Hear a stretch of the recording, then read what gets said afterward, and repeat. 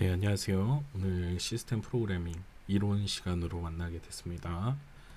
오늘은 지난 시간에 이어서 지난 이론 시간에 이어서 이제 어셈블리어 이제 계속 이어서 진행을 할 건데 우리가 지난 시간에 이제 배운다고 했던 이제 데이터의 이동 명령어인 move에 대해서 오늘 배워보도록 하겠습니다. 그래서 우리가 일정을 좀 살펴보면 제가 추석 일정을 잘못 써놨더라고요. 그래서 문의하신 분들이 많이 계셨는데 추석 일정은 제대로 이제 휴강을 저희가 동일하게 진행을 하고요. 대신에 제가 일정을 좀 착오를 해서 데이터랩 일정을 조금 앞당겨야 되는 상황입니다. 다른 분반들은 이미 데이터랩을 수행을 했고요. 그래서 우리 분반은 데이터랩을 10월 5일 날 진행한다라는 점 여러분들 꼭 참고하시기 바라겠습니다. 이거에 대해서는 제가 공지사항으로 다시 한번 또 저기 사이버 캠퍼스나 여러 루트를 통해서 공지해드리도록 하겠습니다. 그래서 오늘은 사실 이제 무브 명령어를 지난 시간에 다 못했기 때문에 이 제어문까지 아마 나갈 수 있으면 나가고 그렇지 않은 경우에는 아마 오늘 무브 명령어만 진행을 할 수 있을 것 같아요. 꼭 다음 주 실습 시간은 휴강이다. 네. 오셔도 어쩔 수 없죠. 네, 잘 쉬시길 바라고요. 그래서 데이터랩 일정 여기 10월 5일로 변경된 거 꼭 기억하십시오. 그래서 이제 계속 수업을 이어나가 보면요. 어셈블리 프로그래머의 이제 이 시야로 보면 컴퓨터라는 구조가 바로 이렇게 생기게 됩니다. CPU 구조가 있고 그리고 메모리가 있고 그 사이에서 이제 데이터가 이제 주고받게 되는데 어떤 식으로 주고받냐면 이 어드레스라고 하는 것을 기반으로 주고받게 됩니다. 만약에 데이터를 접근을 하더라도 그리고 인스트럭션을 접근을 하더라도 결국은 이 어드레스에 따라서 접근을 하기 때문에 이 주소라는 이 체계 자체가 굉장히 중요하게 됩니다. 그렇다면 이 어드레스가 왜 중요하냐면 우리가 32비트 컴퓨터나 64비트 컴퓨터 이렇게 구분을 할 때 사실 64비트냐 32비트냐를 구분짓는 건 사실 메모리 크기잖아요. 그렇죠? 메모리 접근 주소의 크기의 차이기 때문에 이 32비트 컴퓨터냐 64비트 컴퓨터냐도 결국은 메모리의 영향을 받게 됩니다.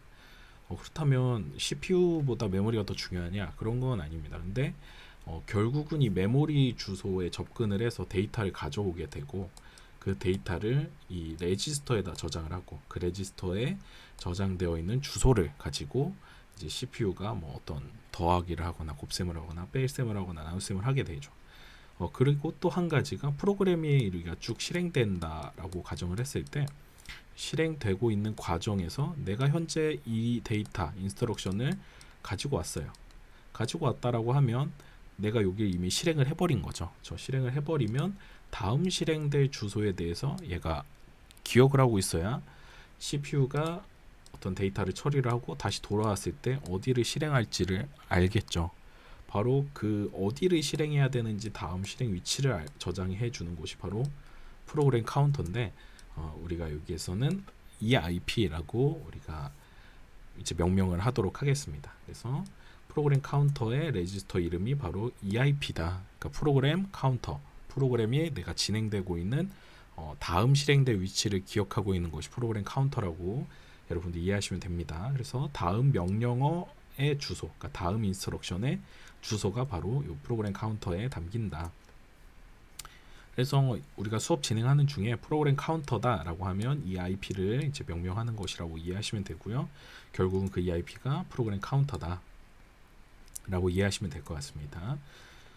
그리고 아까 제가 잠깐 서두에 말씀드렸던 이 레지스터, 결국은 이 메모리에서 가지고 온 데이터를 CPU에서 더하거나 곱하거나 4층 연산을 수행을 할 때 생각을 해보면 결국은 CPU에서 더하거나 곱하거나 나눴을 때 결과값을 저장해야 되는 곳이 필요하죠. 그게 바로 레지스터 안에 다 있습니다. 그러니까 레지스터의 값을 A, B 두 개를 가지고 오고 두 개를 더했을 때 이거를 다시 A에다 저장한다라고 했을 때 결국은 이 레지스터 안에서 생기는 다 연산들의 결과가 다 또 레지스터 안에 저장이 되게 됩니다. 그래서 이 레지스터가 굉장히 중요하게 되는 것이죠. 그리고 이 CPU는 단순하게 뭐 4층 연산을 위한 회로가 아니잖아요. 여러분들이 어떤 조건에 따라서 어떤 프로그램을 효율적으로 실행을 하기 위해서 if문도 쓰고 또는 뭐 스위치문, 뭐 for문, while문 이런 다양한 이제 조건이 수반되는 어떤 연산을 수행하시게 되는데 그런 경우에 이제 어떤 컨디션 얘가 다음 if문을 실행할지 else문을 실행을 할지 아니면 덧셈을 했는데 이 덧셈의 결과가 다음 캐리에 영향을 줬는지 오버플로우가 발생을 했는지 뭐 이런 여부에 따라서 그런 결과들을 저장하는 것이 바로 이 컨디션 코드입니다. 그래서 이 컨디셔널 코드에는 가장 최근의 연산의 결과로 인한 상태 정보를 저장을 하게 되고요. if, while문, 뭐 for문 등을 구현할 때 그리고 조건형 분기 명령어에서 이용되게 됩니다. 그래서 이 컨디션 코드는 우리가 오늘 move를 진행을 하고 이 다음 장인 이제 조건문, 그 컨디션 제어문에서 우리가 진행을 하도록 할 거예요. 그래서 오늘 우리가 수업을 진행하게 되는 어떤 이 목표의 그림은 사실 이렇게 됩니다. 그리고 이 다음 장까지 해서 우리가 이 컨디션 코드, 그래서 프로그램이 전체적으로 어떻게 수행이 되는지, 메모리와 CPU 구조에 대해서 어떤 내부적으로 수행되는 소프트웨어 관점에서 우리가 이번 그리고 다음 시간에 진행을 하게 되고 이 가운데서 이제 또 한 가지가 또 중요한 게 이제 우리가 프로그램을 CPU로 이제 실행을 할 때 결국은 메모리에다가 프로그램을 올리고 그 메모리에서 하나의 명령어를 가지고 와서 처리하고 다시 돌아와서 메모리에서 또 명령어를 가지고 오고 이런 식으로 수행을 하게 되죠. 그렇게 하게 되면 결국은 이 프로그램 하나가 프로세스라고 우리가 명명을 하고요. 그 프로세스가 보통 우리 컴퓨터에서는 여러 개가 수행이 되죠. 그랬을 경우에 여러 개의 프로세스가 돌아갈 때 어떻게 동시적으로 제가 항상 예를 드는 게 음악을 들으면서 여러분들 문서 작업하시잖아요.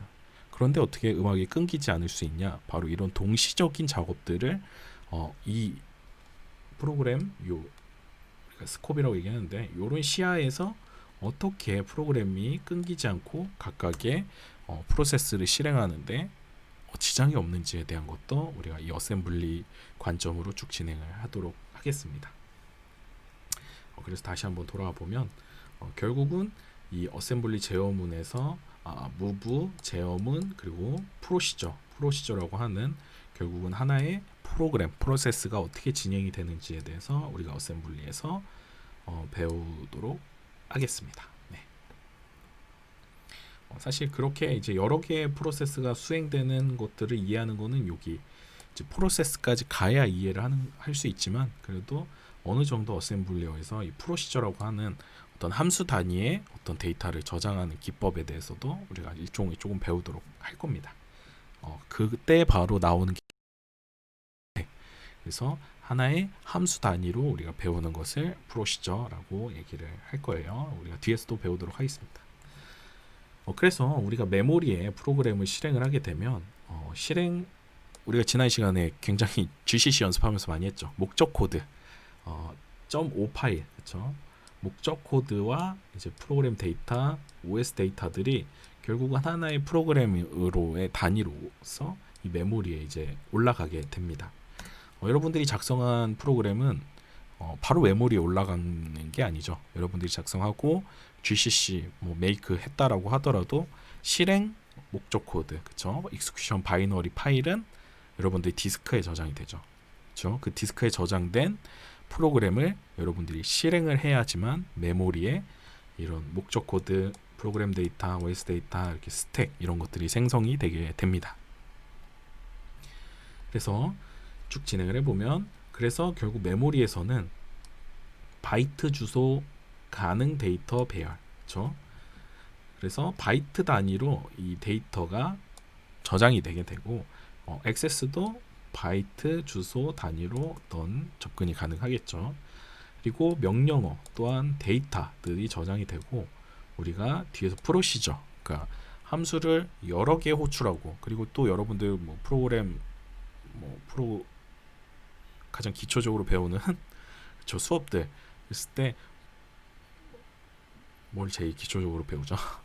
네, 뭐 C 코드 뭐 이런 거 기본적으로 배운다라고 했을 때 알고리즘 수업을 하게 되면 어떤 재기적으로 함수가 호출이 되는데 결국 어떤 조건에 의해서 그 결과가 저장되고 또 완성된 결과값이 그 이전 함수로 돌아오고 이전 함수로 돌아오고 이전 함수로 돌아와서 결국은 이 재기적인 함수가 결과를 도출하게 되는 그런 식으로 알고리즘을 많이 시행을 해볼 텐데, 그랬을 경우에 어떻게 내가 지금 실행하고 있는 함수가 저장이 되는지 그런 것들이 궁금하실 수 있죠. 그런 것들이 바로 이 스택에 저장되기 때문에 내가 현재 사용하고 있는 함수의 어떤 값들을 이 스택에다 저장을 하고 다음 함수를 호출하고, 또 내가 현재 레지스터에 저장되어 있는 값들을 스택에다가 저장하고 다음 함수를 호출하고, 이런 식으로 하게 되면 요 현재 레지스터, 그러니까 우리가 이 X8624 범용 레지스터는 16개밖에 없습니다. 물론 더 많긴 한데 일단 16개를 배울 건데, 이 16개의 레지스터로만 여러분들이 프로그램을 구동을 한다라고 했을 때 16개는 굉장히 제약적인 환경이죠.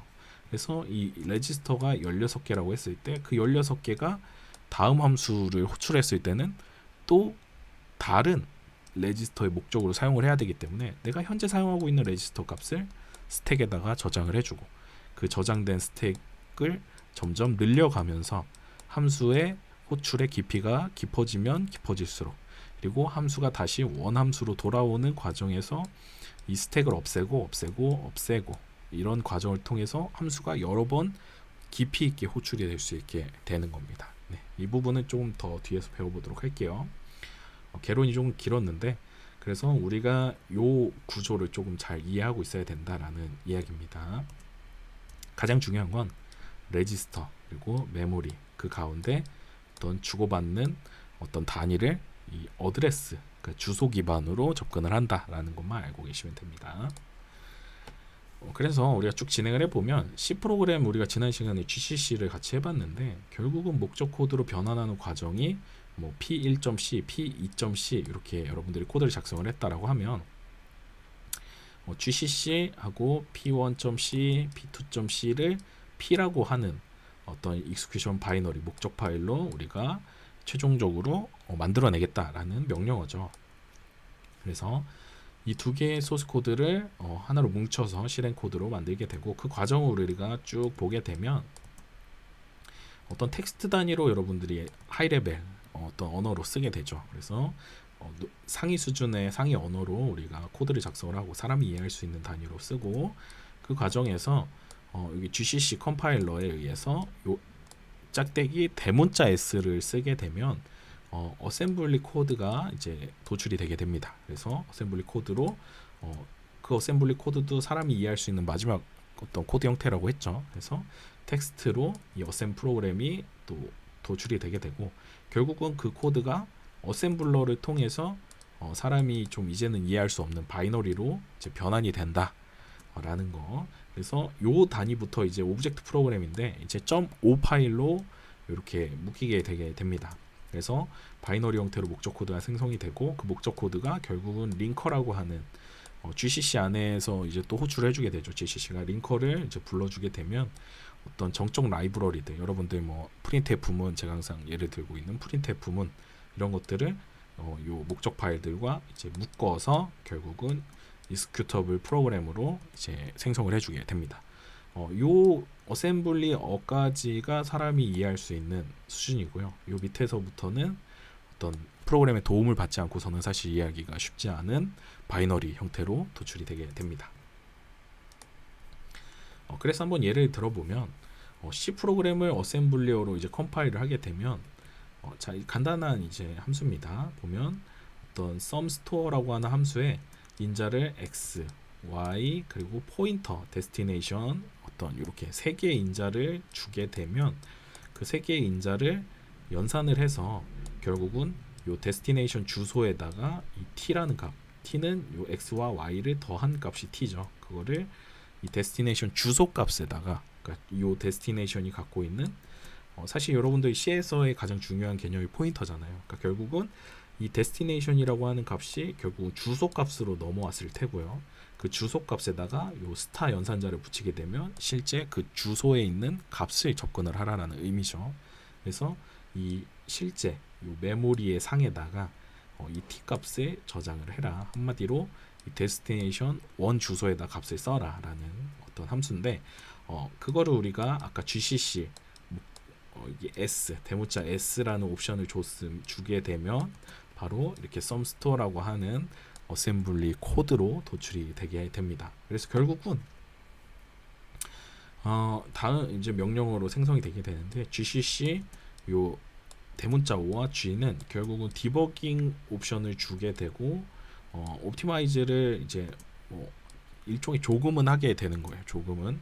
그래서 조금 지저분한 코드가 많이 생성이 안 되도록 이제 출력을 하게 되는데, 여러분들이 분석하는 데 있어서는 사실 요 이제 디버깅 옵션이 굉장히 중요합니다.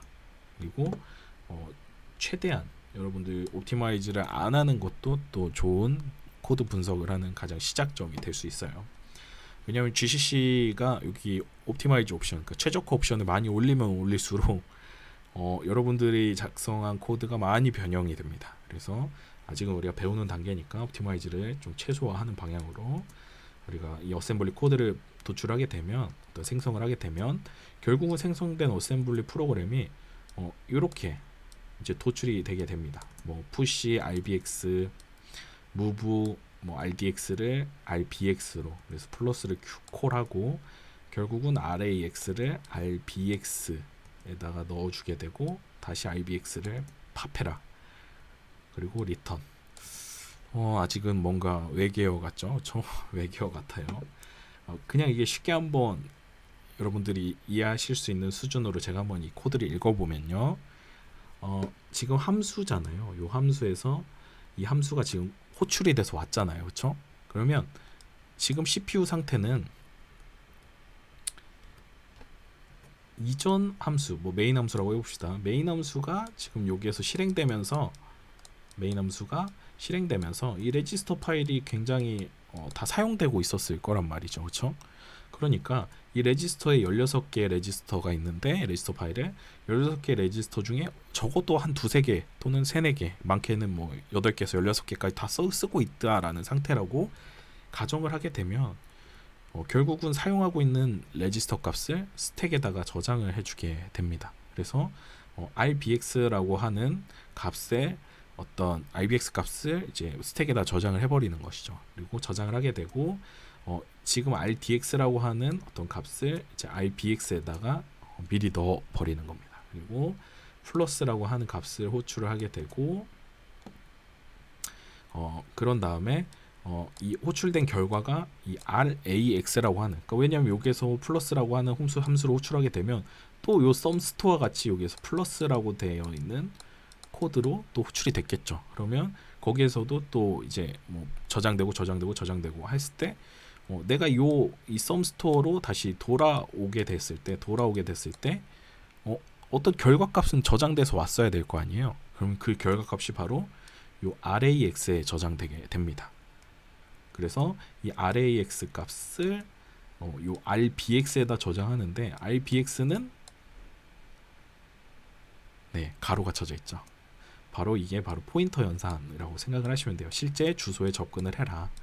그래서 실제 rbx가 가지고 있는 주소 값에 접근을 해서 거기에 딱 결과 값을 쓰게 되고, 다시 이제 메인 함수로 돌아가기 전에 rbx 푸시한 스택에 저장되어 있는 메인 함수에서 썼던 레지스터 값을 다시 불러오게 되는, 팝하게 되는, 그러니까 푸시는 스택에다 저장을 하는 거고 팝은 다시 불러오는 거라고 이해하시면 됩니다.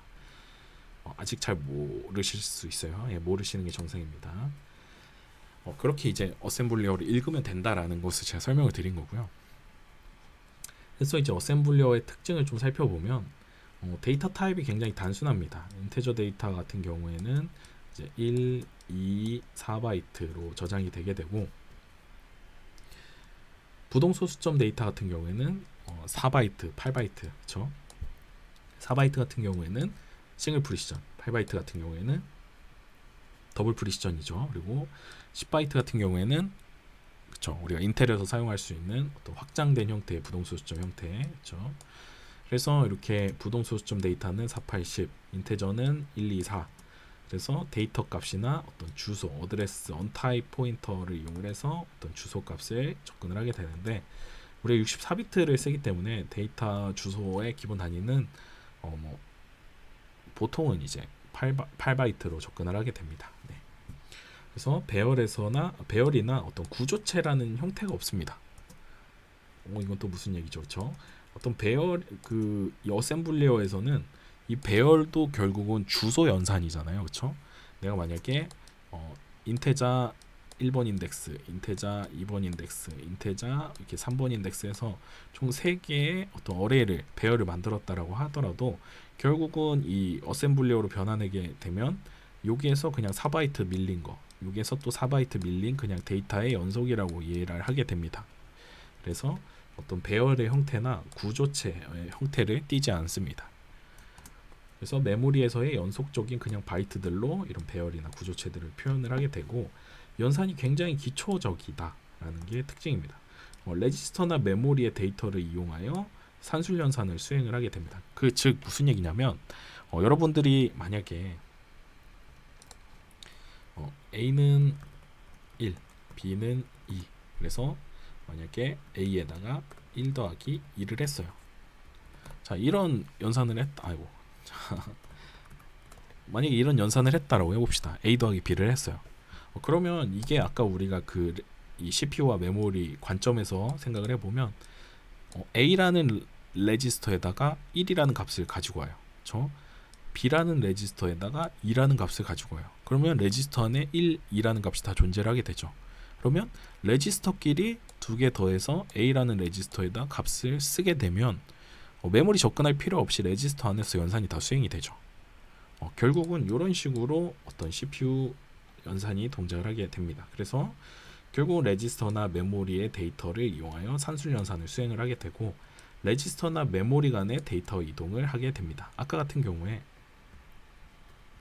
만약에 리절트라고 하는 어떤 포인터 값에다가 어떤 값을 쓴다라고 하면 결국은 이 리절트라고 하는 레지스터에 어떤 주소값이 들어있고 그 주소값에 있는 포인터 그 실제 주소로 접근을 해라. 만약에 레지스터라 어떤 어셈블리 시점으로 작성을 해보면 가로가 쳐져 있으면 그 주소값, 실제 주소값 레지스터에는 그 주소에 대한 주소의 값만 써 있고 실제 메모리로 접근하는 방법은 가로를 쳐서 이 주소에 있는 값을 접근을 해라. 그러니까 즉 A 더하기 B라는 결과의 레지스터 값을 리절트라고 하는 메모리에다가 값을 써라. 이런 식으로 어떤 레지스터나 메모리 간의 데이터 이동이 발생을 하게 됩니다. 그래서 메모리로부터 레지스터의 데이터 이동은 읽어오는 거고 레지스터에서 데이터를 메모리로 저장하는 것은 이제 저장하는, 그쵸? 읽고 쓰는 과정이라고 생각을 하시면 됩니다. 또 제어 기능도 가능한데 제어 기능은 아까 말씀드렸던 것처럼 if 문이 발생을 했다라고 하면 if 문이 있고 그리고 else 문이 있고 그랬을 경우에 결국 어셈블리어 아까 저기 형태를 보시면 결국은 이렇게 어셈블리어는 무조건 이렇게 한 방향으로 실행이 되겠죠. 왜냐하면 프로그램 카운터가 계속 저장되는 방향으로 이렇게 증가되는 방향으로 실행이 될 테니까요. 그런데 무조건 증가만 하게 되면 프로그램 카운터가 증가만 하게 되면 내가 만약에 분기문에 의해서 이렇게 쭉 실행을 하다가 if 문을 만났을 때 여기를 실행해야 되는 경우가 있잖아요. 그렇죠? B라는 스테이트먼트를 실행해야 되는 경우가 있을 텐데 그러면 A 스테이트먼트는 실행을 안 하고 B 스테이트먼트를 실행을 해야 되는 상황이 됐다라고 했을 때 결국은 이렇게 증가를 하다가 한번 점프를 하게 되죠. 그렇죠? 이렇게 어떤 순차적인 값이 뭐 이렇게 단순하게 증가만 하는 것이 아니라 점프를 하게 되는데 그런 경우에 바로 이런 무조건 점프나 조건형 점프를 하게 됩니다. 네, 무조건 점프는 사실 뭐 고투문 같은 경우 있겠죠. 고투 뭐 만약에 어떤 특정 FFF라고 했을 때 이렇게 FFF라고 하는 이런 어떤 저장되어 있는 값으로 점프를 하게 만드는 거죠. 그랬을 경우에 쭉 실행이 되다가 무조건 점프를 하게 되는 거죠. 전 조건 점프가 아니라. 그래서 이제 목적 코드를 한번 실제 생성을 해보면, 그러니까 이제 어셈블리어를 목적 코드로, 그러니까 오브젝트 파일 .5 파일 목적 코드로 생성을 하게 되면 이제 실제 바이너리 형태로 작성이 되게 됩니다. 근데 그 바이너리 형태를 우리가 쭉 보면 총 우리가 작성한 이 sum이라고 하는 코드는 총 14바이트로 작성이 되어 있고 이 각각의 이제 제가 계속 얘기 드렸던 인스트럭션이라고 하는 것이 생성이 돼야 되잖아요. 그랬을 경우에 각각의 인스트럭션은 1, 3, 5바이트로 이제 인스트럭션이 구성이 되어 있습니다. 그리고 스타트 어드레스는 여기 0x 040059라고 하는 주소에서 이제 코드가 실행이 되게 되는데 인스트럭션 단위가 135인데 지금 바이너리로 만들어지게 되면 어디가 1이고 어디가 3이고 어디가 뭔지 모르잖아요. 그러니까 어떤 거는 인스트럭션이 1바이트고 어떤 거는 3바이트고 어떤 건 5바이트인데 내가 이게 어떤 게 1바이트고 어떤 게 뭐 또 1바이트고 만약에 1바이트 1바이트 3바이트 5바이트 그렇죠? 그리고 3바이트 이런 식으로 구성이 되어 있을 수도 있고 또는 뭐 5바이트 그리고 뭐 또 5바이트 하고 1바이트 3바이트 이런 식으로 구성이 되어 있을 수도 있잖아요. 이런 것들을 다시 자세히 알아보기 위해서 이제 여러분들이 디버깅을 배우게 됩니다. 그래서 우리가 다음에 데이터랩을 끝내고 바로 GDB 그쵸? 그 디버거를 우리가 또 배워보게 될 겁니다. 그래서 어셈블러라고 하는 것은 결국은 .s 파일을 .o 파일 목적 파일로 번역을 하게 되고 각 명령어들을 이진수의 형태로 변경을 하게 되는 겁니다. 아까 이런 형태의 어떤 어셈블러를 이제 실제 바이너리 형태로 이런 식으로 변경을 해주는 작업을 어셈블러가 하게 됩니다. 거의 이제 실행 파일과 유사하게 되고 이제 하지만 이제 다양한 라이브러리 형태, 프린트f 이런 것들, 그렇죠? 스태틱 라이브러리들이 연결되어 있지는 않은 상태. 근데 거의 실행 파일과 유사한 형태가 만들어지게 되는 것이죠. 그리고 링커가 이제 최종적으로 상호 참조, 그러니까 라이브러리 간의 상호 참조를 해주게 되고 파일 간의 상호 참조와 라이브러리를 연결해주고 그리고 동적 링킹도 수행을 해주게 된다. 근데 동적 링킹이라고 하는 것은 여러분들이 실행 시에 코드가 어떤 라이브러리가 연결이 되게 되는 어떤 특이한 경우인 거죠. 그래서 이 다이나믹 링킹 같은 경우에는 이제 어떻게 실행 코드에서 이 라이브러리를 불러오게 되는지도 또 추후에 배워보도록 할 겁니다. 그래서 정적 라이브러리 같은 경우에는 printf나 뭐 malloc, 말록이죠, 말록이나 뭐 calloc 이런 것들을 이제 연결을 해주게 되는 것이죠. 그러니까 여러분들이 암만 printf문을 어셈블리 형태로 만들었다라고 해도 이 어셈블리 목적 파일에서는 절대 아직 실행이 될 수 없다. 왜냐하면 printf와 연결이 안 돼 있기 때문에. 그래서 최종적으로 이 링커까지 컴파일이 완료가 돼야지만 링킹이 돼야지만 이제 실행 코드로서의 역할을 하게 된다.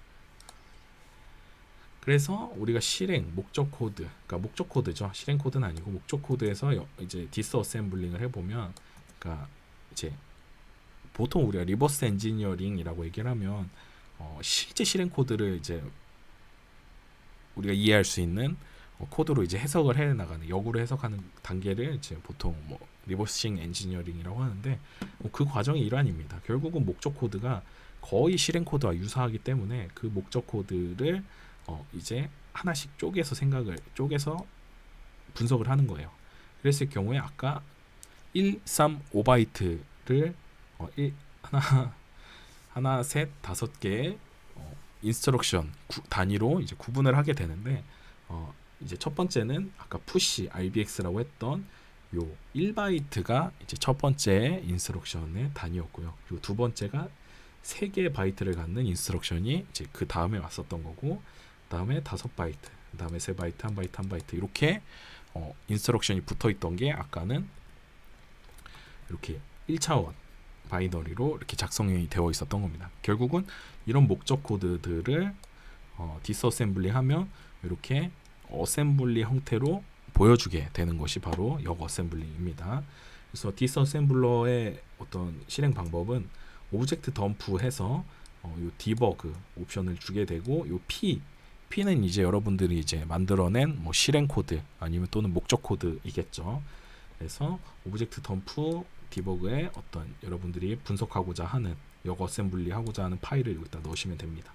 그래서 목적 코드의 분석에 유용한 도구이고, 명령어들의 비트 패턴을 분석해서 이렇게 어셈블리 형태로 만들어주고, 계략적인 어셈블리 언어로 번역을 수행해주고 실행 파일이나 목적 파일에 적용을 할 수 있게 되는 것입니다. 그래서 목적 파일을 이제 디스어셈블리 하면 이런 형태로 되게 되는데, 아까 오브젝트 덤프 말고 GDB나 디스어셈블리라고 하는 어떤 이런 유틸리티를 쓰게 돼도 결국은 이 목적 코드를 디스어셈블리하게 도와준다라는 것을 여기서 얘기하고 있습니다. 근데 우리가 사용하게 되는 건 오브젝트 덤프가 아닌 이제 GDB를 사용을 하게 된다. 그래서 결국은 이제 프로시저 역 어셈블리를 해서 여기 뭐 이런 형태로 요건 이제 나중에 여러분들이 배우게 될 건데, 썸 스토어에 대해서 이제 디스어셈블리 된 코드를 이렇게 쭉 보여주게 되는 것입니다. 네. 요것도 이제 명령어예요. 내부적으로 들어가서 요 주소에 있는 썸 스토어를 역 어셈블리 해라라고 하면 이렇게 이제 코드가 생성이 되게 되는데, 결국은 이제 덤프 오브 어셈블리 코드, 어떤 펑션 썸 스토어에 대해서 어셈블리 코드를 이제 덤프해 보면 이런 식으로 구성이 되어 있다라는 의미인데, 우리가 아까 처음에 바로 어셈블리 형태로 GCC를 이용을 해서 컴파일 했을 경우에 생성된 거랑 오브젝트 파일에서 디스어셈블리한 형태랑 사실 지금 동일하죠. 그렇죠? 바로 이렇게 GCC를 통해서 컴파일돼서 생성된 어셈블리 파일이나 거꾸로 실행 파일이나 오브젝트 파일에서 역으로 디스어셈블 했을 때랑 어셈블리 형태는 동일하죠. 그러니까 우리가 이 어셈블리 코드만 가지고도 실제 실행 코드, 그러니까 원래 우리가 원 작성된 코드를 유추해낼 수가 있다라는 의미입니다. 그래서 그런 이제 역 어셈블리를 이해하기 위하거나 아니면 어셈블리 언어 자체를 이해하는 데 있어서 X8664에서 사용하는 어떤 레지스터를 이해할 필요가 있겠죠. 근데 여기에서는 정수형 레지스터입니다. 정수형 레지스터. 그래서 이 정수형 레지스터의 이 명명법이 굉장히 중요합니다. 네, 왜 중요한지 계속 설명을 드릴 건데, 자 보면 16개 레지스터는 바이트, 워드, 더블 워드, 쿼드 워드로 접근을 할 수 있다라는 겁니다. 즉 바이트는 1바이트고 워드는 2바이트를 1워드라고 해요. 그래서 워드가 2바이트, 그럼 더블 워드는 4바이트, 쿼드 워드는 8바이트겠죠. 그래서 바이트, 2바이트, 4바이트, 8바이트로 접근을 할 수 있다라는 것을 얘기하고 있고, 결국은 요 RAX라고 하는 요 하나의 레지스터의 크기가 지금 8바이트, 그리고 여기가 EAX가 4바이트, 그리고 내부적으로 조금 더 쪼개서 들어가 보면 워드 2바이트, 1바이트짜리 형태로 레지스터가 이렇게 확장되어서 이제 계속 저장이 되어 있다, 그러니까 이렇게 저장을 할 수 있다라는 것을 의미합니다.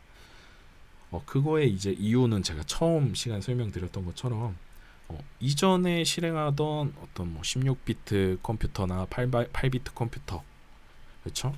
이런 컴퓨터들에서 사용했던 프로그램을 이제 확장된 비트 어떤 체계에서도 사용을 하고 싶잖아요. 그리고 그러기 위해서는 인스트럭션 셋도 8비트 때 썼던 거, 16비트 때 썼던 거, 32비트 때 썼던 거, 64비트에 썼던 것을 다 하위 호환하기 위해서 레지스터들도 그렇게 그냥 계속 사이즈만 늘려왔던 거예요. 그래서 8바이트, 죄송합니다. 8비트, 16비트, 32비트, 64비트 이런 식으로 레지스터도 이렇게 작은 레지스터 값만 쓰는 경우, 그런 프로그램에서도 어떤 동일한 명명법으로 사용을 하기 위해서 작은 단위의 레지스터도 이렇게 다 호환하고 있다, 하위 호환하고 있다라는 의미입니다.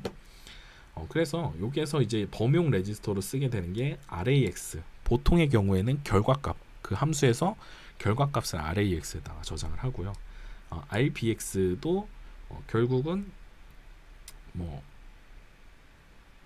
그런 이제 범용 어떤 특정 목적이 있는데, 예전에는 목적이 있었는데 지금은 그냥 범용으로 써요. 그리고 뭐 RCX나 RDX, 뭐 RSI, RDI 같은 경우에는 인자를 넘길 때 보통 씁니다. 보통 여러분도 함수를 작성을 할 때 뭐 만약에 아까 같은 경우에 플러스하고 뭐 인트 A, 인트 B 이런 식으로 우리가 수행을 하게 되는데, 그랬을 경우에 이 인자 값을 넘기게 되는 그 인자 값을 어셈블리 언어에서도 어떻게 넘겨줘야 되잖아요. 그렇죠? 다음 함수를 호출하기 위해서. 그래서 이 플러스라고 하는 이 함수를 호출하기 전에 이제 move를 하게 됩니다. 근데 어디다가 하냐면 뭐 어떤 특정 값 1을 r 뭐라 할까요? di에다가 넘겨주게 되고, 그렇죠? rdi에다 넘겨주게 되고, 2를 %, r si 이런 식으로 인자값을 순서대로 rdi, rsi, rdx, rcx, r8, r9. 그래서 보통 인자를 넘길 때 6개 인자까지, 리눅스입니다. 리눅스 기준. 리눅스에서 6개의 인자까지 넘기는 순서, 6개의 인자를 넘기는 순서는 RDI, RSI, RDX, RCX, R8, R9 요 순서로 이제 첫 번째 인자, 두 번째 인자, 세 번째 인자, 네 번째 인자, 다섯 번째, 여섯 번째 이렇게 순서대로 넘기게 돼요. 그러면 요런 코드가 작성되어 있으면 사실 이 함수 호출하기 전에 어떤 매개 변수를 넘기는 과정이구나 라고 이해를 하시면 사실 굉장히 좋습니다. 그런 목적으로 이제 이렇게 RDI, RSI, RDX, RCX, R8, R9 이렇게 쓰게 되고요. 그리고 SP나 이 RSP나 RBP 같은 경우에는 이제 스택 포인터를 의미를 하게 됩니다. 아까도 제가 말씀을 드렸는데 함수를 호출하기 전에 이 함수 호출되는 과정 중에 이전에 함수가 쓰고 있던 레지스터들이 있잖아요. 그럼 그 레지스터가 만약에 다음 함수 호출됐을 때 덮어쓰기가 당하면 다시 함수가 프로그램 카운터에 의해서 돌아왔어요. 근데 돌아왔는데 레지스터 상태는 기존의 어떤 상태를 다 잃어버렸어요. 그러니까 무슨 얘기냐면, 자 봅시다. 자 void main이에요. main에서 만약에 int a, int b, 그리고 int c가 있었다라고 해봅시다. 그런데 자 이거는 제가 이따가 좀 옮겨놓고, 자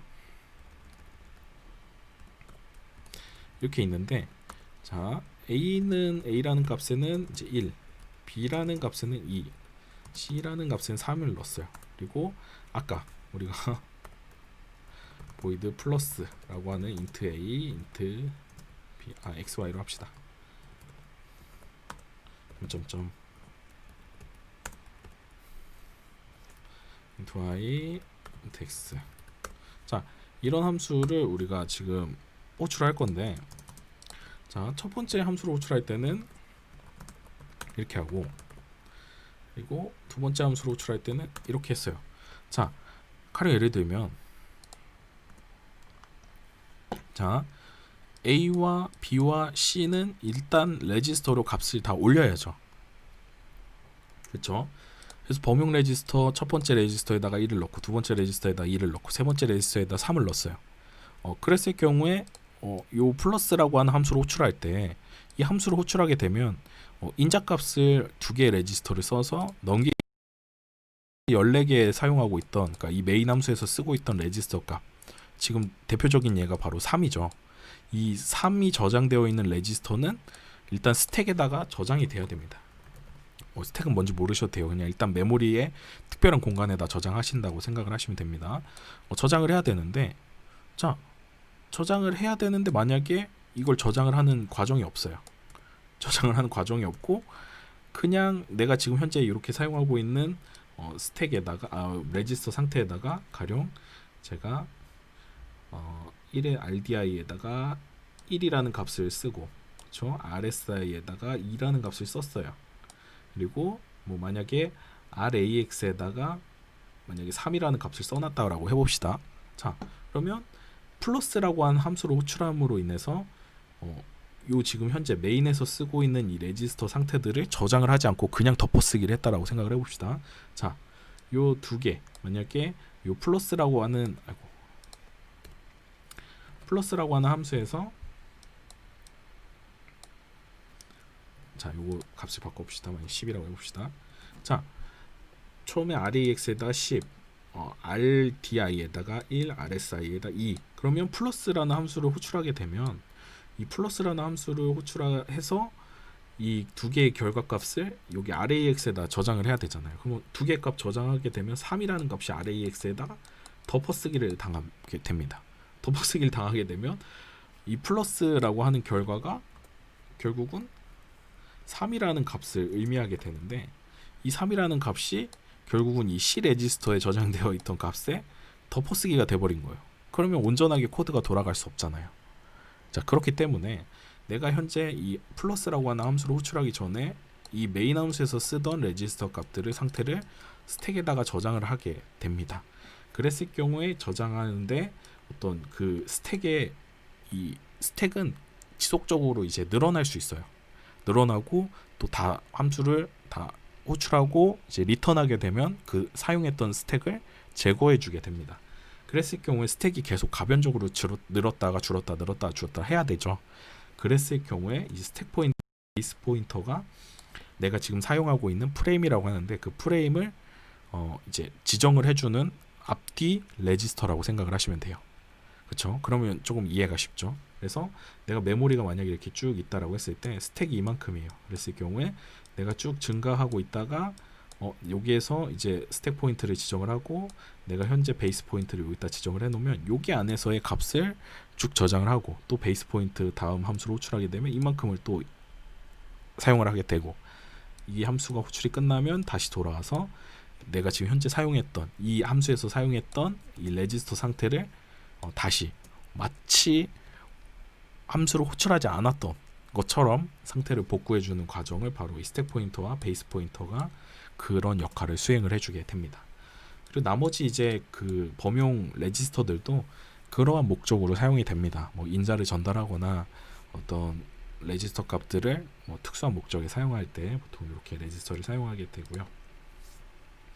역사적으로는 이제 범용 레지스터가 이렇게 8개밖에 없었다고 해요. 스택 포인터, 베이스 포인터, RAX, RCX, RDX, RBX, 뭐 ESI, EDI. 그래서 총 8개 이런 식으로밖에 없었는데, 그리고 또 그 이전 상태, 아까 제가 말씀드렸던 하위 호환성을 위해서 이렇게 더 작은 형태, 그러니까 지금 요게 이제 바로 워드죠. 이게 더블 워드 상태였고, 그래서 기존에 이제 워드 상태의 레지스터들도 있고 그 하단에 이제 1바이트짜리 레지스터들이 또 하위 호환을 위해 이제 또 저장이 되어 있는 형태로 구성이 되어 있습니다. 그래서 역방향 호환성을 위해서 16비트 가상 레지스터를 이제 지원을 해주게 된다.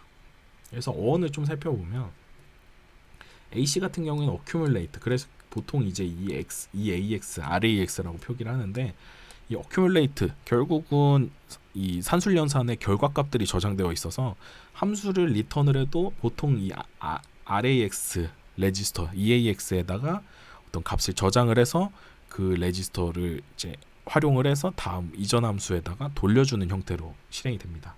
그리고 이거 카운터인데 ECX는 사실 이제 뒤로 오면서 프로그램 카운터가 다른 이제 EIP라는 레지스터가 담당을 하게 되면서 이제 그냥 범용 레지스터가 돼버렸죠. 그리고 EDX는 데이터, 뭐 BX는 베이스, SI는 소스 인덱스, DI는 데스티네이션 인덱스, 스택 포인터, 베이스 포인터, 이런 식으로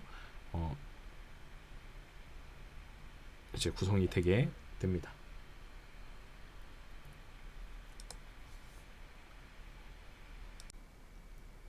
자, 이제 데이터 이동, 드디어 우리가 첫 어셈블리 명령을 배우게 되겠네요. 그래서 우리가 지금 배우고 있는 어셈블리어에서 가장 기본이 되는 데이터의 이동 명령에 대해서 한번 배워보도록 하겠습니다. 그래서 어떤 데이터를 이동한다라는 명령인데, 근데 이제 구분이 좀 되어 있죠. 어떤 명령어의 종류가 앞에 작성이 되고요. 그리고 뒤에는 이제 소스와 데스티네이션, 요 값을 여기로 이제 옮기겠다라는 의미겠죠. 그래서 우리가 한번 그 예제를 한번 가지고 와 보면, 여기에서 보시면 move, 그리고 0을 뭐 EBX로, 뭐 RBX를 RDX로 이렇게 move 명령어가 쓰이는 것을 알 수 있습니다. 근데 여기 뒤에 L, 뭐 Q 이런 것들은 왜 차이가 발생을 하는지 이따가 배워볼 거고요. 이렇게 우리가 보는 것과 같이 move 명령어가 굉장히 많이 쓰이는 것을 알 수 있죠. 가장 기본이 되는 겁니다. 그래서 한번 이제 좀 구체적으로 좀 설명을 드리면 이 move q라고 하는 것이 OP 코드라고 얘기를 합니다. OP 코드라고 얘기를 하고요. OP 코드. 그래서 어떤 명령어의 집합에서 우리가 이 move라고 하는 명령어의 역할을 결정하는 게 바로 OP 코드.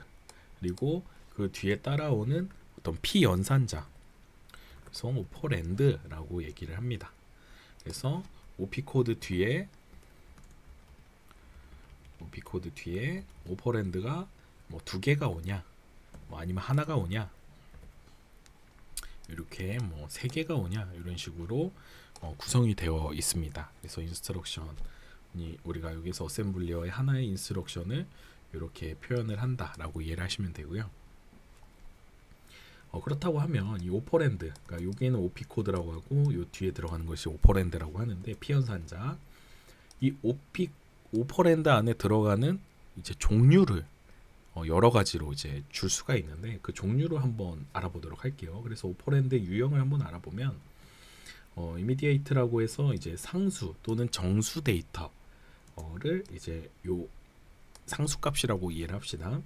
그래서 요 move 명령어는 상수를 어떤 목적지에다가 보내줄 수도 있어요. 그래서 아까도 보셨던 것과 같이 0이라는 값을 EBX에다 넣고 IBX를 RDX에다 넣고 그 다음에 11이라는 값을 ESI, 10이라는 값을 EDI, 그렇죠? 우리가 지금 확인할 수가 있죠.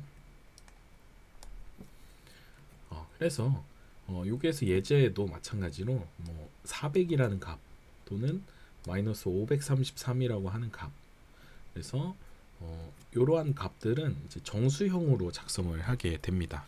16진수 값으로 쓸 수도 있고요. 요거 같은 경우에는 이제 16진수로 쓴 값이고 요거는 이제 그냥 10진수로 쓴 값이라는 것을 우리가 알 수 있습니다. 그래서 이렇게 두 가지 형태로 뭐 16진수로 입력을 하든지 10진수로 입력을 하든지 이렇게 예제를 갖게 되고 C의 상수와 동일합니다. 그러니까 가령 우리가 예를 들면 int a 또는 뭐 int b 이런 식으로 변수를 선언을 하고 여기다 값을 지정을 하는 경우가 있잖아요. 그렇죠? 보통 지역 변수라고 얘기를 하는데 이 지역 변수 안에 들어가는 이 0이나 1이라는 값들은 초기에 그 함수가 이제 호출이 되고 실행이 되는 과정 중에 전부 다 상수로서 이 레지스터의 값을 저장하게 됩니다. 그래서 가령 예를 들면 여기에서 뭐 지금 move source destination이잖아요. 그러면 이런 코드 같은 경우에는 뭐 move 뭐 0이라는 값을 뭐 RDI, RSI에다 넣는다. 뭐 요거 같은 경우에는 move 뭐 1이라는 값을 %RDI에다 넣는다. 그러니까 요게 요렇게 바뀔 수가 있고 요건 또 요렇게 바뀔 수가 있겠죠. 그래서 이러한 어떤 레지스터 값에 상수를 넣을 때는 요 달러 표시를 앞에다가 표시해 준다라고 이해하시면 됩니다. 그래서 여기서 보면 1 또는 2 또는 4바이트로 인코딩 되는 것을 알 수 있습니다. 왜냐하면 캐릭터형이냐 아니면 뭐 숏 인테저냐 아니면 4바이트 인테저냐 뭐 이런 식으로 구분이 될 수 있겠죠. 그래서 여기 오퍼랜드의 이제 첫 번째 유형은 상수값, 이미디에이트 값이 들어갈 수 있고요. 두 번째는 이제 레지스터죠. 그러니까 레지스터 값을 레지스터로 넣어줄 수 있게 되는 거죠. 그러니까 레지스터가 가지고 있는 값을 다른 레지스터로 값을 옮겨주는 역할을 하게 되는 거죠. 그래서 요 소스나 데스티네이션에 들어갈 수 있는 이제 두 번째 유형은 레지스터. 그래서 16개 레지스터 중에 하나. 그래서 예를 들면 뭐 RAX나 R13 같은 값에다가 뭐 특정 레지스터에 있는 값, 뭐 RAX를 뭐 RBX로 보내라, 뭐 이런 것도 되고 RDI를 뭐 RAX로 넣어라, 뭐 이런 명령도 가능하게 되는 거죠. 그러나 이제 RSP, 스택 포인터 같은 특별한 목적에는 RSP 같은 이제 RSP는 특별한 목적에만 사용을 하잖아요. 그러니까 스택 포인터의 위치를 결정을 할 때만 쓰기 때문에 이런 것들은 뭐 물론 요 오퍼랜드에 올 수 있지만 아주 그러한 특수한 목적으로만 불러온다.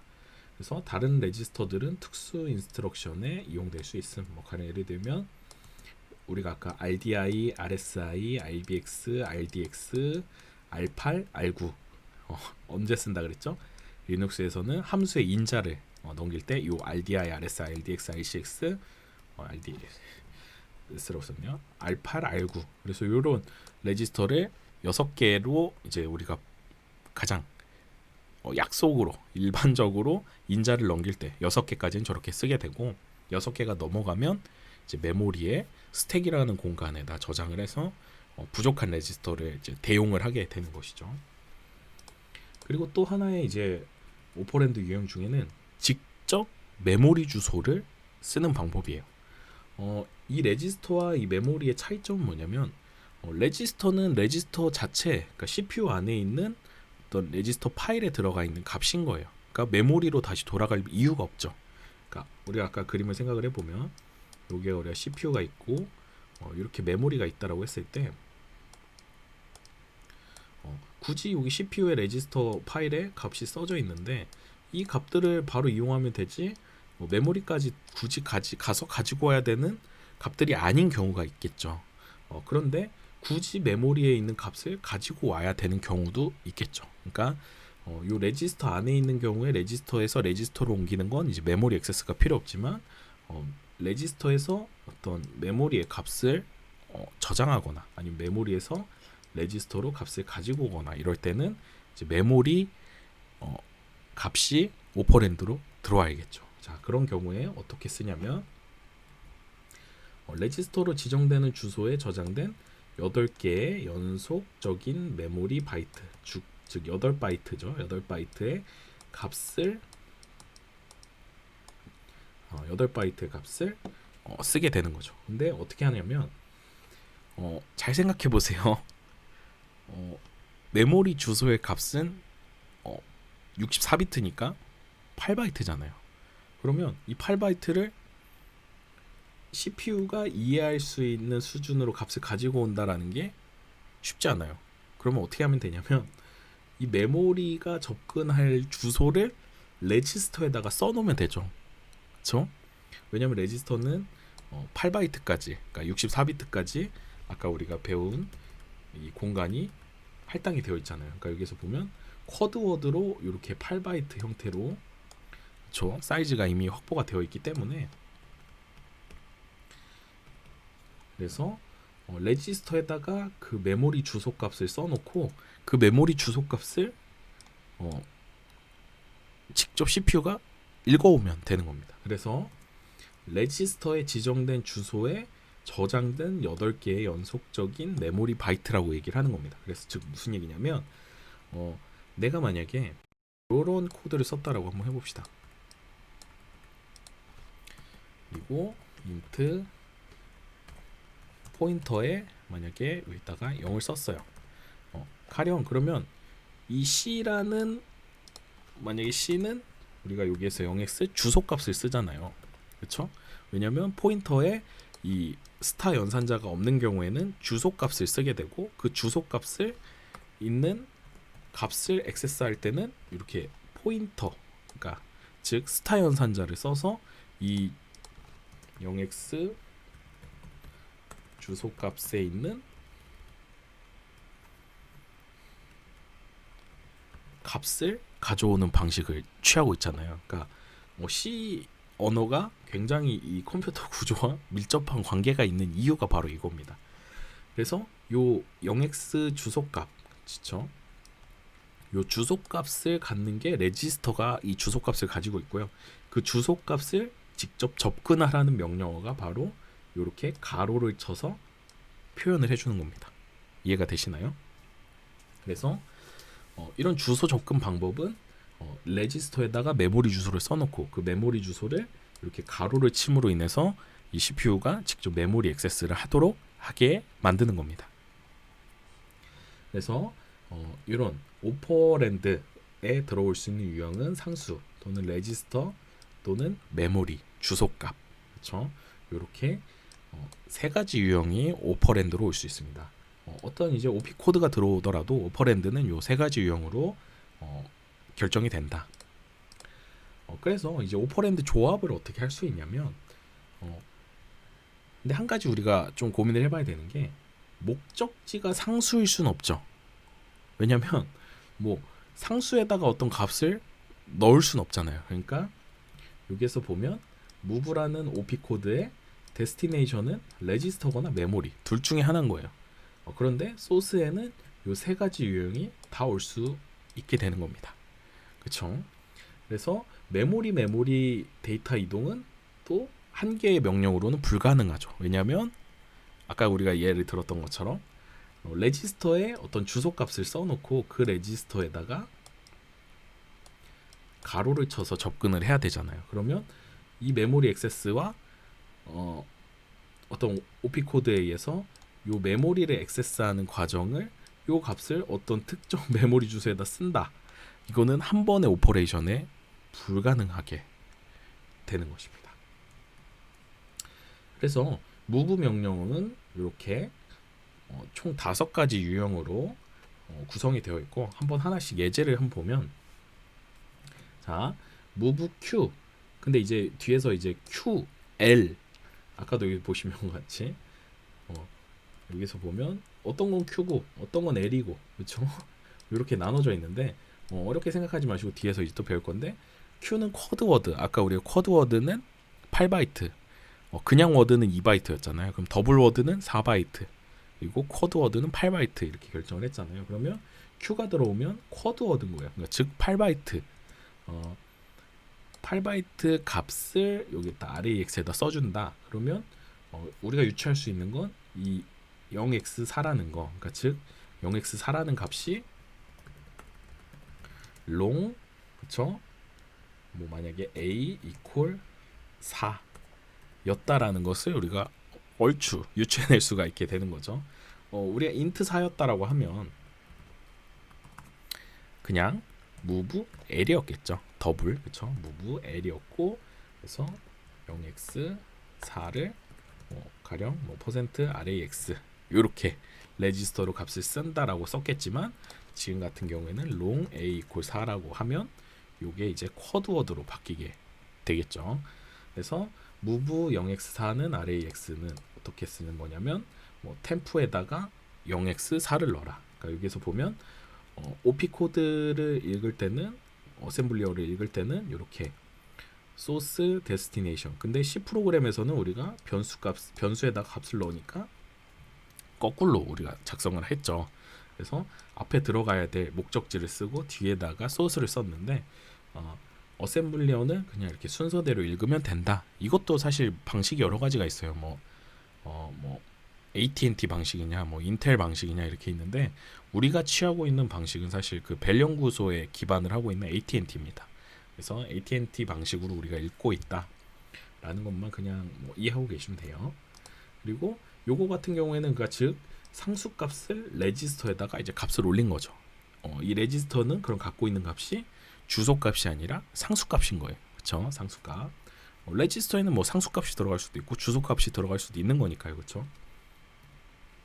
자, 두 번째의 유형을 보면 상수에서 메모리로 값을 보내는 겁니다. 자, 이걸 한번 읽어보면 마이너스 147을 요 RAX 레지스터가 갖고 있는 주소에다가 써버려라 라는 의미죠. 그러면 요거는 우리가 어떻게 유출을 해낼 수가 있냐면 아까 제가 설명드렸던 것처럼 포인터 즉 P라는 주소에 그 메모리에 접근을 해서 마이너스 147을 넣어라 라는 의미와 동일하겠죠. 그리고 또 레지스터에서 레지스터로 값을 쓸 때는 그냥 간단한 거죠. RAX에서 RDX 이런 거 같은 경우에는 우리가 다시 써보면 가령 뭐 int a equal 1, int b equal b는 그냥 선언만 했어요. 그럼 b equal a 하면 b에다가 a에 있는 값을 써라 라는 의미가 되겠죠. 그래서 이런 거 같은 경우에는 temp 1 값을 temp 2에다가 써라. 즉 레지스터에서 레지스터로 그냥 값을 옮기면 되는 거죠. 이렇게 쓸 수도 있고 또 하나는 레지스터에서 메모리, 그러니까 즉 레지스터에 있는 값을 즉 바로 메모리에 쓸 수도 있겠죠. 이런 거 같은 경우에는 뭐 이렇게 할 수 있겠죠. 자, 보면 이렇게 만약 포인터를 선언을 했다라고 하면 여기다가 이렇게, 즉 A에 있는 값을 B라는 주소를 갖고 있는 레지스터에 실제 메모리를 참고를 해서 그 값에다가 A를 써라, 이렇게 쓸 수 있겠죠. 그렇죠? 그리고 이제 마지막, 메모리에서 레지스터, 그러니까 즉 읽어오는 과정인 거죠. 요거는 쓰는 과정이라고 생각을 하면, 그렇죠? 레지스터를 제외하고 레지스터에서 메모리로 이제 값을 쓰는 과정이라고 하면, 요 메모리에서 레지스터는 읽어오는 과정이 되겠죠. 그래서 요 RAX가 가지고 있는 주소를 접근을 해서 RDX 레지스터에 써라 라고 하면, 요거는 요 주소에 있는 P라는 주소에 있는 값을 메모리에 참고를 해서 이 템프라는 레지스터의 값을 가지고 와라. 조금 이해가 되시죠? 그러니까 C 언어와 이 어셈블리어를 사실 이렇게 동치로 놓고 보면 거의 비슷합니다. 그 포인터 개념까지도 사실 그 어셈블리어, 즉 CPU가 연산하는 방식이랑 거의 동일하게 어떤 언어가 디자인됐다라고 생각을 하시면 돼요. 그래서 아까 제가 말씀드린 것처럼 이제 워드 뒤에 만약에 move w라고 하면 이제 워드, 즉 2바이트라고 하는 요 값이 읽어진다. 즉 이렇게 선언을 하면 되겠죠. short a equal 1이라고 하면 이제 move w %1이라는 값이 RAX에다 이렇게 값이 써지는 이런 식으로 되겠고, B를 쓰면 사실 그냥 바이트, W는 워드, 정수형은 요까지네요. 정수형은 요까지고, 그리고 인테저는 이제 더블, 그렇죠? 그리고 롱은 쿼드. 그런데 이거 좀 재밌는 게 나오죠. 자, 캐릭터 포인터형은 쿼드 워드예요. 왜 그렇죠? 제가 계속 힌트를 막 드리고 있는데 포인터는 주소를 접근해야 되고, 주소는 64비트 컴퓨터에서는 64비트 주소를 쓰잖아요. 그래야 모든 메모리 영역을 접근할 수 있잖아요. 즉 모든 포인터형은 주소 접근을 해야 되기 때문에 8바이트인 거죠. 저 64비트인 거예요. 그래서 여기는 쿼드 워드를 쓰게 되고, 플로팅은 이제 조금 다르죠. 플로팅은 이제 싱글 프리시전이냐 더블 프리시전이냐에 따라서 싱글 프리시전은 4바이트, 더블 프리시전은 8바이트 이렇게 구분이 되게 됩니다. 그래서 아까 주소 지정 방식은, 이제 주소 지정 방식 같은 경우에는 이 식은 이렇게 어떤 레지스터에 써 있는 주소 값을 이제 이 주소 지정 모드에 의해서, 가로를 치면 주소 지정 모드죠. 주소 지정 모드에 의해서 요 값을 이제 참고하는, 이제 참조하는 방식을 사용을 했는데, 이러한 주소 지정 모드를 이제 여러 가지로 구분을 해놨습니다. 아까 우리가 배운 일반형 같은 경우에는 그냥 레지스터에다가 가로를 치는 형태를 띠게 됩니다. 그래서 이 레지스터가 갖고 있는 값을 메모리에서 가지고 와라 라는 의미가 되겠죠. 그래서 레지스터 R은 메모리 주소를 저장하고 있고, 그 메모리 주소를 직접 접근을 해서 가지고 오라고 할 때는 이렇게 가로를 쳐주면 된다. 그래서 여기에서는 쿼드 워드, 즉 주소 값을 ICX가 갖고 있으니까 8바이트, 그렇죠? 그래서 ICX에 써 있는 주소 값을 접근을 해서 RAX에다가 가지고 와라 라는 의미가 되겠죠. 그리고 이제 일반형은 이렇게 그렇게 쓰면 되는데, 이제 변이형이 가능하게 됩니다. 변이형 같은 경우에는 특정 시작 주소에서의 어떤 오프셋, 그렇죠? 그래서 좀 떨어진 부분, 가령 어떤 포인터에서 이런 연산 가능하겠죠. int 포인터 p equal 1이었다라고 해봅시다. 그랬을 경우에 p 플러스 1, p 플러스 1, 요거 가능하죠. 요거 타면 어떻게 되나요? 자, 굉장히 어렵죠. 이렇게 하게 되면 요 인트형만큼 이제 한 칸 밀린다라는 개념이 됩니다. 그래서 4바이트가 뒤로 밀리게 돼요. 즉 이렇게 하면 오프셋이 돼버리죠. 그러니까 이런 오프셋 개념을 쓸 때는 이렇게 가로에다가 D를 이렇게 써주게 됩니다. 그렇죠? 그래서 레지스터 R은 메모리 영역의 시작 주소를 저장하고 그 상수 변이 D는 오프셋. 그래서 오프셋 값, 그러니까 더하기예요, 더하기.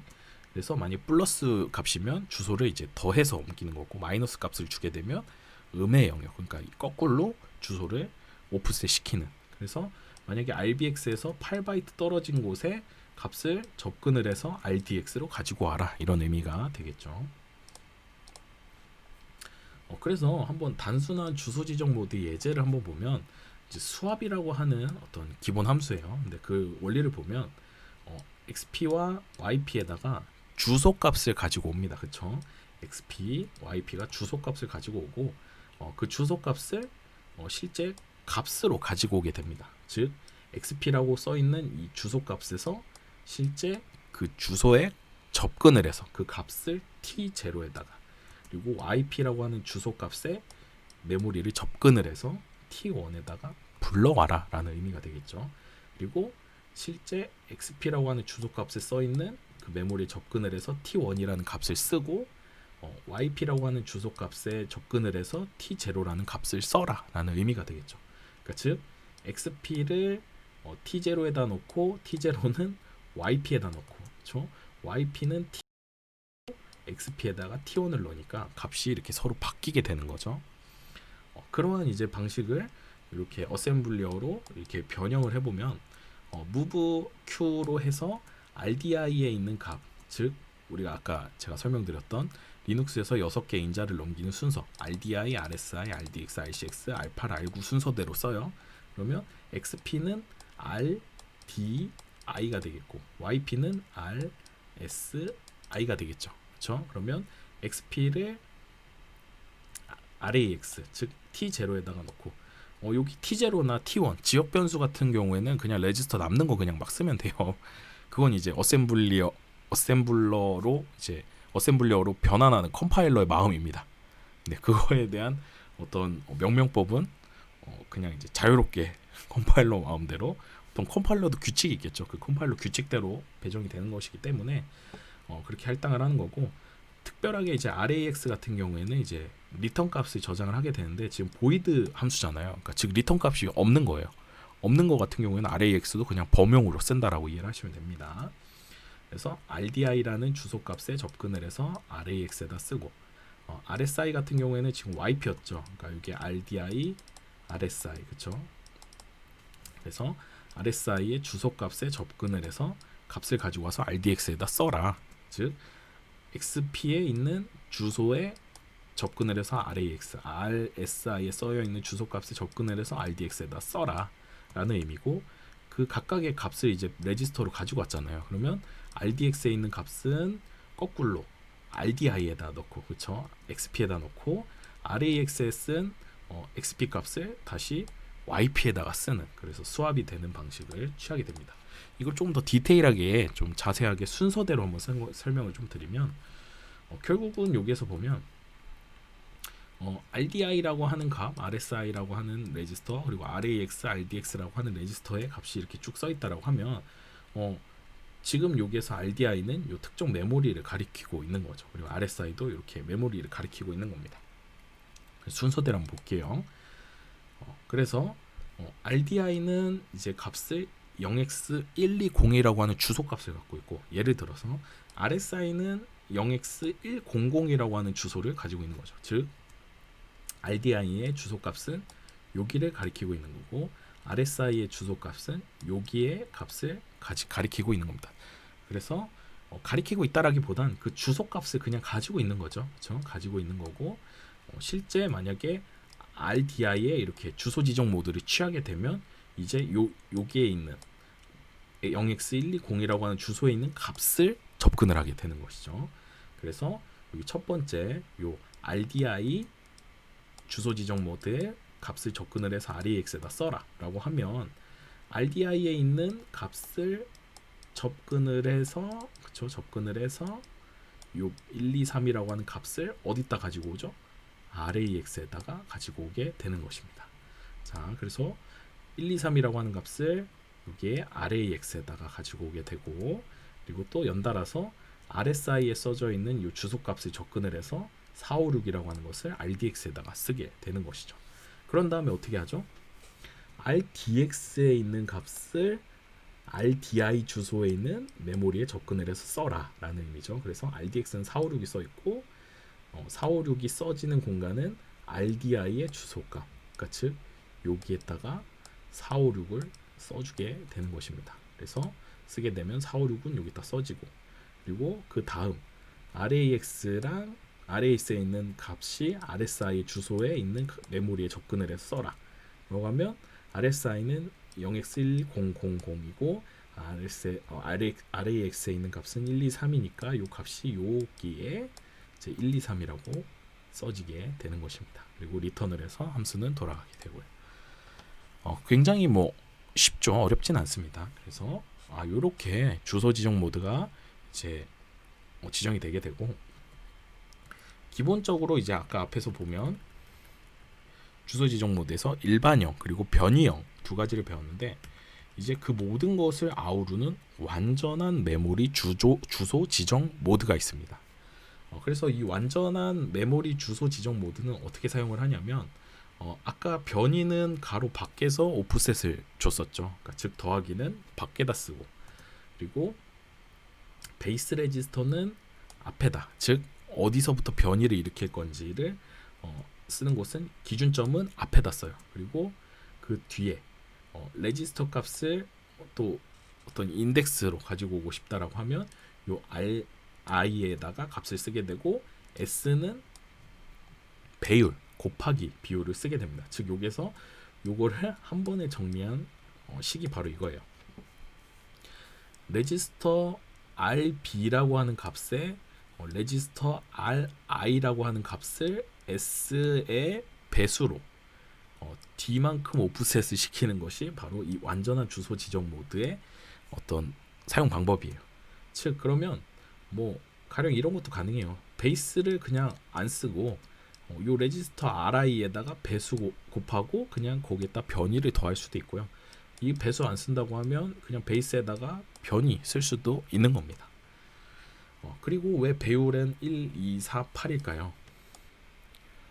결국은 우리가 뜬금없이 3바이트 떨어진 곳에 메모리 액세스해라 이런 거는 잘 안 쓰게 되죠. 그렇죠?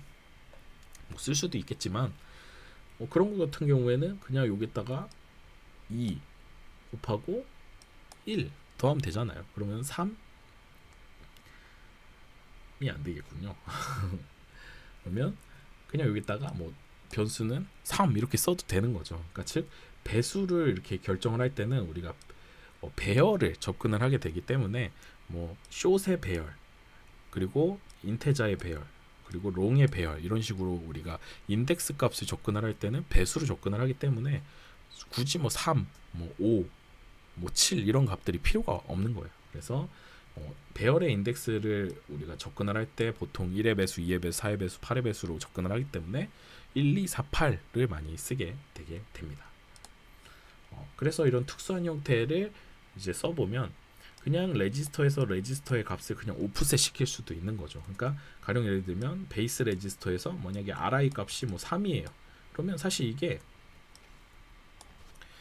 가령 이런 게 가능한 겁니다. int a equal 0x 얼마예요. 근데 int b는 3이에요. 그러면 a 더하기 b를 접근해라. 그래서 요 주소값을 연산된 주소값에 이렇게 접근을 할 수 있는 방식도 되게 되는 겁니다. 그냥 제가 좀 과장해서 썼어요. 그래서 이런 식으로 쓸 수도 있고, 그리고 굳이 오프셋을 베이스 레지스터에서 인덱스 레지스터에 더하고 거기에다가 또 오프셋을 더하는 이런 방식도 가능하고, 베이스 레지스터에서 배율 곱하기 인덱스를 해서 이렇게 쓸 수도 있게 되는 겁니다. 즉 어떠한 형태로도 이 완전한 메모리 주소 지정 모드를 사용할 수 있게 되는 거예요. 그러니까 앞에서 우리가 배운 변이형이나 일반형을 다 아우르고 있는 형태라고 생각을 하시면 됩니다. 그래서 한번 이제 주소 계산 예제를 한번 보는 거예요. RDX에는 0xF000이라고 하는 주소를 갖고 있고 RCX는 0x0100이라고 하는 주소를 갖고 있어요. 그런 경우에 자, 요거 한번 계산을 해보면 어떻게 되나요? 자, 요거 같은 경우에는 0x8 변이 0이죠. 그리고 RDX죠. 자, 이거 같은 경우에는 일단은 8을 더할 거예요. 0x8을 더하는데 어디에다 더하냐면 0xF000 그쵸? 0xF000이라고 하는 주소값에다가 변이 오프셋 8을 하니까 0xF008이 되겠죠. 그리고 두 번째 문제를 또 보면 RDX 그쵸? %RDX 더하기 %RCX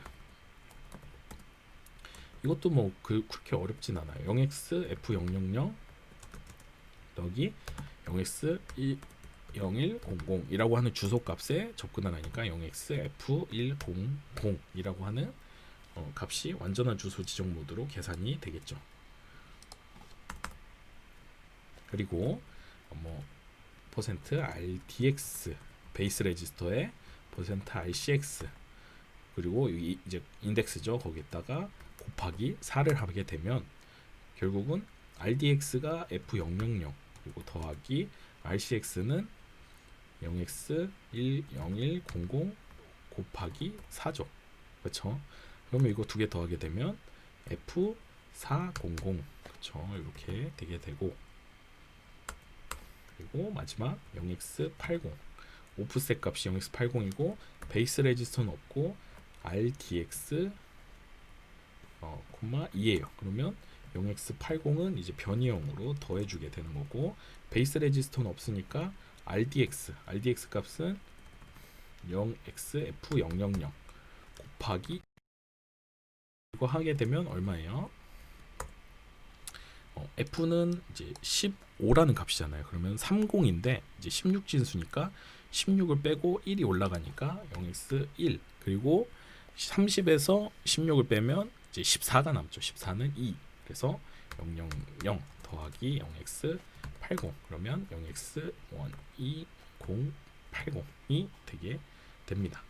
그래서 값을 이제 우리가 다 체크를 해보면 첫 번째 요 0xF000 더하기 0x8 변이 그렇죠. 그래서 0xF008 이 두 개를 더하는 거는 F1000 그리고 여기에서 베이스 레지스터에 인덱스 값 4 곱해서 배율을 곱하면 0x0400 더하기 F000이니까 F400 그리고 여기에서는 베이스 레지스터 없고 변이 값 있고 인덱스 곱하기 2니까 여기에서 RDX가 F000 곱하기면 12000이 되고 거기다 80 더하니까 0x12080이 되는 것을 알 수 있습니다.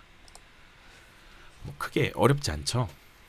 그래서 이렇게 우리가 완전한 주소 지정 모드로 어떤 값을 가지고 올 수 있게 되는데 완전한 주소 지정 모드를 이제 실제 그냥 값 주소를 계산을 해서 이런 게 되는 거죠. 그러니까 아까 무브 같은 경우에는 실제 메모리를 접근을 해야 되는 상황이 발생을 하는 거잖아요.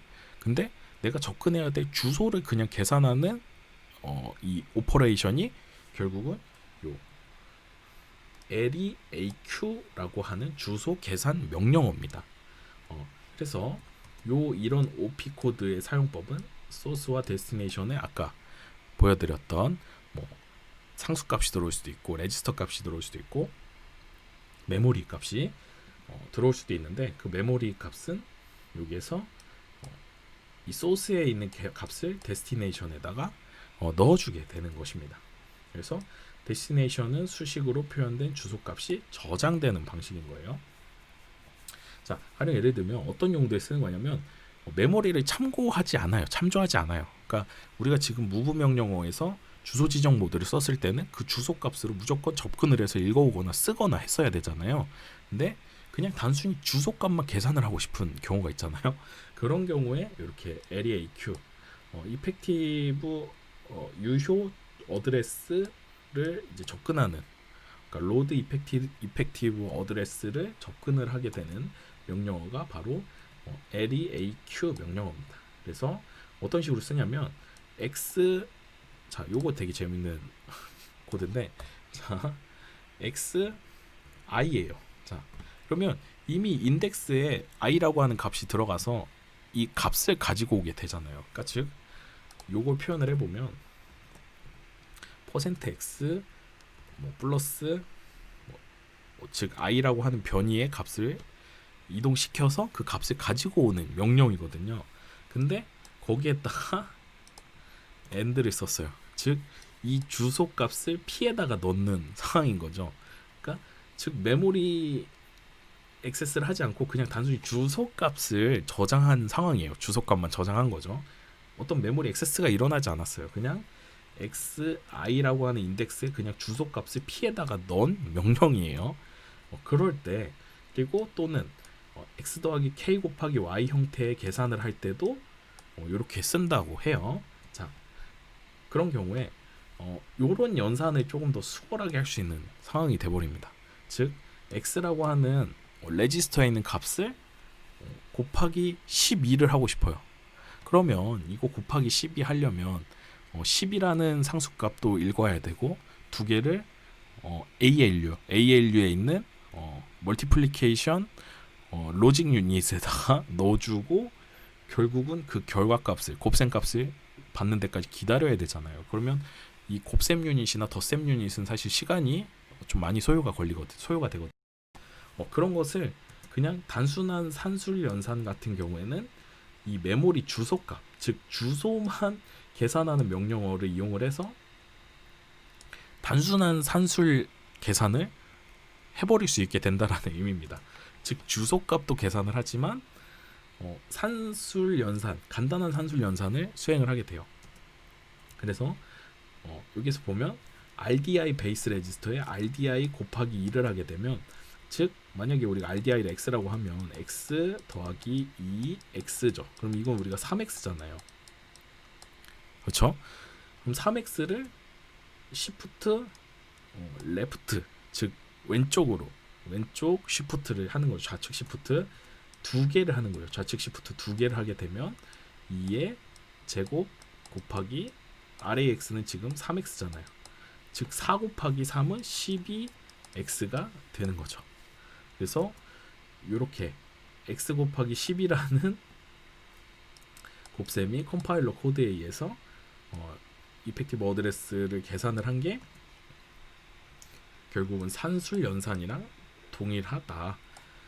그러니까 이렇게 사실 계산이 되는 결과가 상당히 많습니다. 그러니까 결국은 이 CPU 입장에서는 주소 계산을 한 건데 이 주소 계산이 결국은 그냥 산술 연산을 조금 더 빠르게 한 효과가 나타나는 것이죠. 그래서 주소도 계산할 수 있고 어떤 산술 연산도 대용으로 할 수 있게 된다. 근데 그게 뭐 사실 이 CPU 입장에선 주소든 산술 연산이든 어쨌든 그 주소 값을 특정 변이에다가 인덱스 값을 곱해서 접근을 하는 방식이나 이 산술 값에다 어떤 레지스터에 있는 어떤 상수 값에다가 요 변이 값을 곱해서 이동하는 거나 사실 CPU 입장에선 동일한 연산을 수행을 하는 거기 때문에 사실 동일한 연산이다. 그렇죠? 주소 계산을 하는 거냐 아니면 뭐 상수를 계산하는 거냐, 사실 두 가지 다 뭐 동일한 CPU 입장에선 동일한 연산이다라고 이해를 하시면 됩니다. 그래서 그 외에 이제 산술연산 명령어가 다양히 많은데 산술연산이라고 하면 이제 더하기, 빼기, 곱하기, 그리고 왼쪽 시프트, 우측 시프트, 그리고 로직, 우측 시프트, 그리고 XOR, AND, OR, 그렇죠? 이런 명령어들은 오퍼랜드를 두 개를 가져요. 두 개를 갖는데 소스와 데스티네이션을 더해서, 그렇죠? 그 두 개의 값을 이렇게 더해서 이 데스티네이션 값에다가 써주는 그것을 우리가 투 오퍼랜드 명령어의 어떤 기본이라고 생각하시면 돼요. 그래서 소스와 데스티네이션을 빼서 데스티네이션에다 넣는다. 근데 여기서 중요한 건 데스티네이션이 먼저 오고 그 뒤에 소스 값이 와서 결국은 그 연산의 결과가 데스티네이션으로 저장이 된다라는 이 순서를 잘 기억을 하셔야 됩니다. 그래서 뭐 가령 여기서 우리 한번 한 가지 예를 들어보면 뭐 add q 소스는 뭐 1 그리고 데스티네이션은 뭐 RAX라고 해봅시다. 자 그러면 자 이거 어떻게 연산하는 거예요? %RAX 더하기 상수 1에다가 %RAX에다가 이렇게 더해주는 연산인 거예요. 그래서 요 RAX와 1을 더해서 RAX에다가 넣어주는 연산. 뭐 가령 이제 또 바꿔서 한번 또 생각을 해보면 서브 쿼드워드, 그렇죠? 쿼드워드 같은 경우에는 이렇게 하게 되면 RAX에서 1 빼서 RAX에다 저장하는 거, 그렇죠? 그리고 뭐 시프트, 레프트 시프트 같은 경우에는 A가 들어오면 아리스메틱, 그리고 H가 들어오면 로직 시프트라고 생각을 하시면 됩니다. 즉 여기에서는 이제 로직 연산이라고 생각을 하시면 돼요. 그래서 XOR, 익스클루시브 OR냐, AND냐, 아니면 OR냐 이렇게 순서가 두 개의 오퍼랜드가 오는 경우에는 데스티네이션 더하기 뭐 또는 데스티네이션 뭐 빼기 소스 그런 다음에 그 결과값을 데스티네이션에다 넣는다. 그래서 인자들의 순서의 항상 주의하시고 부호형과 비부호형 정수 간에는 차이가 없어요. 왜죠? 뭐 CPU 입장에서는 사실 오버플로우를 고민할 이유가 없죠. 그렇죠? 근데 그 오버플로우 고민 안 하면 사실 정수형이냐 비부호형이냐 부호형이냐 차이가 없어요. 그렇죠? 연산 결과가 동일하죠. 왜냐하면 비트 연산이 다 더해져서 캐리로 넘어가냐. 그게 이제 부호 비트를 침범을 하는 경우는 이제 뭐 부호형 같은 경우에는 양수여서 음수가 되는 것이고 비부호형 같은 경우에는 만약에 뭐 부호 비트를 침범한다라고 해도 부호 비트라는 게 없기 때문에 최상위 비트까지 1로 꽉 채워서 또 커지게 되면 0부터 다시 증가하게 되는 것이죠. 그래서 사실 부호형이나 비부호형 간에 CPU에서는 사실 이게 부호형인지 비부호형인지 사실 모릅니다. 네. 굉장히 재밌죠. 그리고 원 오퍼랜드 명령어 같은 경우에는 증가 또는 감소 아니면 이제 뭐 낫을 의미하는 거죠. 그러니까 네거티브 같은 경우에는 이제 뭐 음수로 바꾸게 되는 것이고 낫은 아예 낫을 취해 버리게 되는 것입니다. 네, 그런데 여기서 우리가 조금 더 이제 낫을 좀 구분을 해보면 not 쿼드워드의 데스티네이션 같은 경우에는 가령 우리가 1의 보수 형태라고 이해를 하시면 돼요. 1의 보수 형태는 뭐냐면 뭐 가령 우리 이진수로 01010101이라고 하는 값이 있다라고 해요. 자, 요거 1의 보수로 취하면 어떻게 되죠? 1의 보수는 그냥 단순하게 비트만 반전을 하면 되는 거죠. 이거는 1의 보수. 근데 네거티브 쿼드워드는 뭐냐면 010101이 왔을 때 2의 보수 형태를 취하는 겁니다. 즉 10101010 하고 더하기 1을 해줘야죠. 그게 바로 2의 보수죠. 그래서 결과값이 10101011이 되게 됩니다. 그래서 둘 다 부호 비트를 반전하는 낫하는 형태는 동일하지만 네거티브 같은 경우에는 2의 보수기 때문에 더하기를 해주고 낫 같은 경우에는 그냥 비트만 반전한다 라는 것을 우리가 이해하고 기억하고 넘어가시면 될 것 같습니다. 자, 그래서 우리가 이제 실제 앞에서 배운 이 OP 코드와 그리고 이런 어셈블리 명령을 한번 이제 해석해보는 시간을 가져보는 거예요.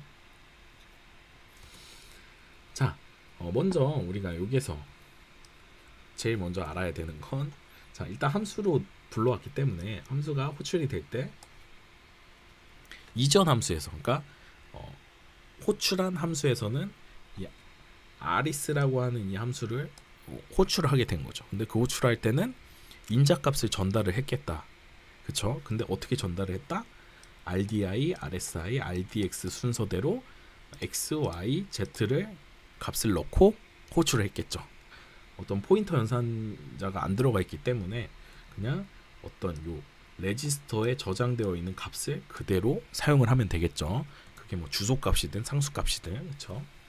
자, 그럼 우리가 쭉 한번 살펴보면 일단은 첫 번째 인자와 두 번째 인자를 더해서 t1이라고 하는 지역 변수에다가 넣어요. 그리고 그 결과에 t1에다가 세 번째 인자 값을 더해서 t2라고 하는 값에다가 지역 변수에다가 넣습니다. 결국은 이것도 하나의 레지스터가 되겠고 이것도 하나의 레지스터가 된다라는 것은 우리가 생각해 볼 수 있죠. 그래서 여기까지 한번 따져 봅시다. 자, 그러면 로드 이펙티브 어드레스를 계산을 해보면 유효 주소를 계산을 해보면 RDI 즉 X 그리고 RSI Y 그 두 개를 더한 값을 RAX에다가 그냥 주소 값으로 저장을 하는 거죠. 즉 메모리 액세스를 하라는 게 아니고 그 각각의 레지스터에 있는 값을 더해서 RAX에다가 넣어주는 거죠. 그게 주소 값이라고 생각을 하고 넣어주는 거예요.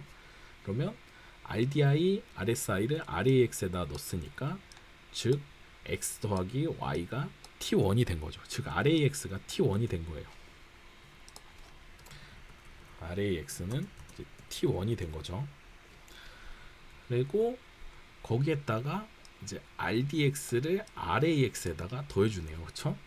RDX는 뭐냐면 자, 우리 RDX, RDX 세 번째 인자라는 것을 우리가 눈치를 챘죠. 즉 RAX에다가 세 번째 인자 Z와 T1을 더하게 되는 거예요. 그렇죠? 근데 T1이 RAX니까 이렇게 우리가 써볼 수 있게 되는 거죠. 즉 여기에서 레지스터 하나 쓰고 여기에서 또 다른 레지스터를 쓴 게 아니고요. RAX에다가 T1을 넣고 그렇죠? 두 번째 T2는 그냥 RAX로 넣어버렸어요. 자, 이건 컴파일러 기술인데 뒤에 이 컴파일러가 이 밑에 코드들을 다 그래프로 다 분석을 미리 합니다. 그러면 무슨 얘기냐면 T1은 뒤에서 한 번도 안 쓰인다는 얘기예요. 그렇죠? 여기에서 한 번 쓰게 되면 그냥 T1은 사실 뒤에선 다시 호출이 안 된다라는 가능성이 큰 거죠. 이거는 이제 컴파일러 여러분들이 수업을 들어보시면 아시겠지만 어떤 구문 분석 그리고 어떤 이런 전체적인 플로우 그래프, 그렇죠? 컨트롤 플로우 그래프를 이제 다 분석을 해서 안 쓰는 레지스터, 즉 한 번 쓰고 뒤에서는 안 쓰는 레지스터 같은 경우에는 이제 중복을 방지하기 위해서 또는 낭비를 방지하기 위해서 이런 것들을 재사용성을 굉장히 높입니다. 그래서 여기에서 보면 x 더하기 y를 RAX에다 넣고 그리고 RAX에다가 Z, RDX를 더하고 그걸 다시 RAX에다가 넣게 되는 즉 T1을 낭비하지 않기 위해서 동일한 RAX에다 값을 썼다. 자, 그럼 여기까지 우리가 해석을 했죠. 자, 그리고 세 번째 이제 요 어셈블리어를 읽어보면 RSI 이제 스케일 값, 그쵸? 배율 값을 2로 하고 RDX에다가 그걸 넣었어요. 자, 그러면 요것도 재밌죠. 자, RDX는 Z죠, Z. 그쵸? 그쵸? Z에다가 RSI. 자, RSI는 RDI, RSI, Y죠. 그러면 2Y 더하기 Y 더하기 Z인 거예요. 그쵸? 자, 그러면 우리 한번 봅시다. 3Y를 RDX에다가 넣은 거예요. 그쵸? 3Y를 RDX에다. 제가 정확히라고 했나요? 3Y를 RDX. 자, 근데 RDX는 지금 RDX는 원래 Z였죠. 근데 Z라는 값이 여기에서는 미리 다 또 뒤에서 호출될 일이 없기 때문에 그냥 덮어 쓴 거예요. 그렇죠? 레지스터가 모자라니까. 그렇죠? 그래서 RDX는 여기에서는 이제 T3가 됩니다. T3. 그래서 T3에서 T4가 되죠. T4가 되고 거기에다가 3Y를 넣고 그 3Y가 T4인데 거기에다가 RDX 더하기 RDI 즉 X 더하기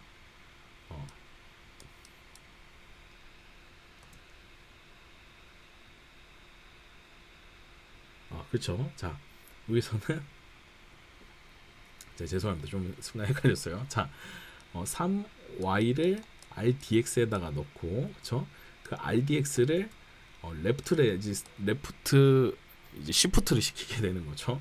자, 그러면 rdx는 지금 3y 곱하기 2의 4승이 되는 거죠. 왜냐면 좌측 시프트 4니까. 근데 이게 뭐냐면 48이죠. 왜냐면 16 곱하기 3이니까. 즉 48 곱하기 y가 rdx에다 쓰인 거예요.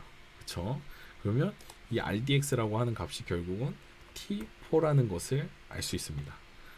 그런데 여기서 보면 rdx 더하기 rdi 더하기 4죠. 그러면 rdx는 48y고 rdi는 요 앞에서 이제 덮어 쓴 건 없으니까 rdi는 x죠. 그래서 x 더하기 48y 더하기 4네요. 그러면 rdi 더하기 4를 여기에서 한꺼번에 이렇게 t3로 가지고 온 거죠. 그래서 결국은 t 48y 더하기 x 더하기 4를 여기에서 한 번에 해버려서 이걸 RCX에다가 넣어버린 거죠.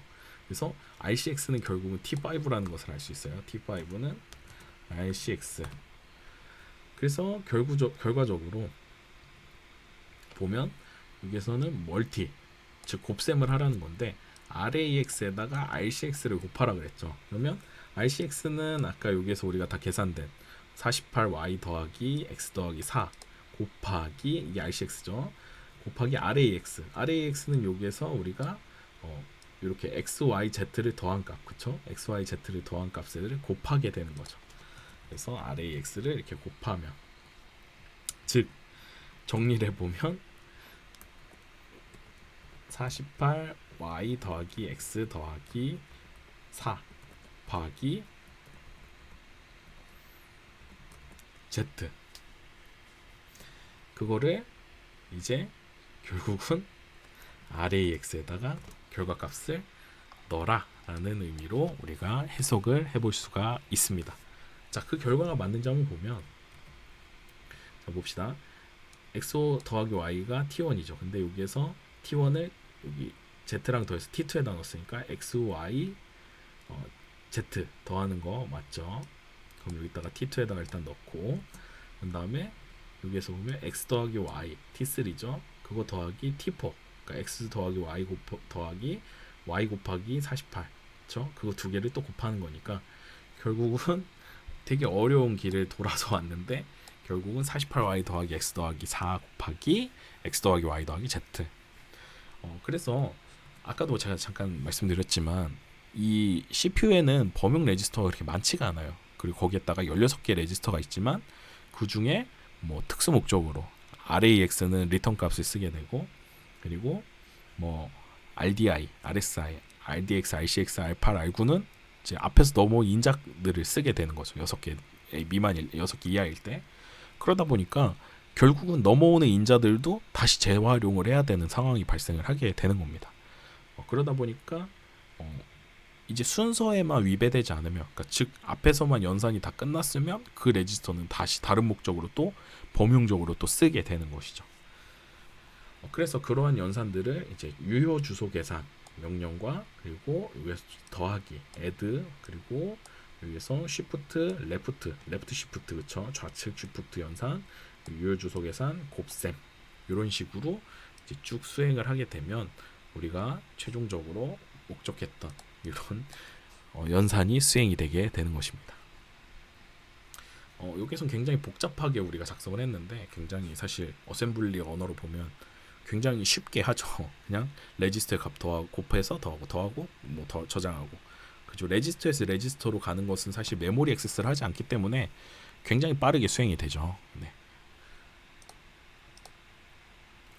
그래서 이거를 우리가 쭉 분석을 해보면 결국 RDI, RSI, RDX는 XYZ인데 이런 것들이 다시 재활용된다. 그렇죠? 여기에서 보면 RDX랑 RAX랑 더해서 RAX에다가 저장을 하잖아요. 그렇죠? 그래서 XY 더하기 Z를 RAX에다 넣는다. 근데 RAX는 T1이었다가 또 T2가 돼버리는 거죠.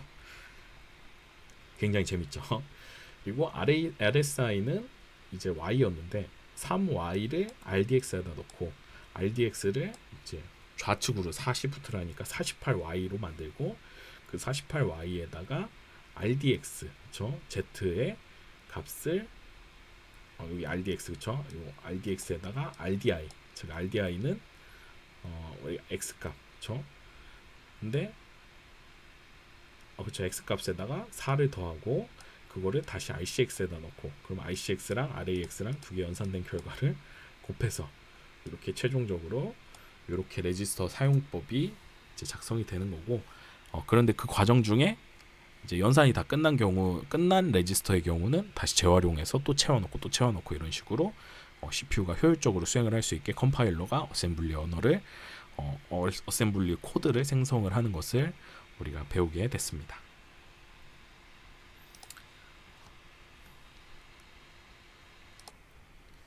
네, 그래서 오늘은 시간이 벌써 많이 지났네요. 그래서 오늘까지 이제 어셈블리 무브를 진행을 하고요. 다음 시간에는 다음 시간 다음 금요일은 금요일은 휴강, 그렇죠? 추석으로 인해서 금요일은 휴강이고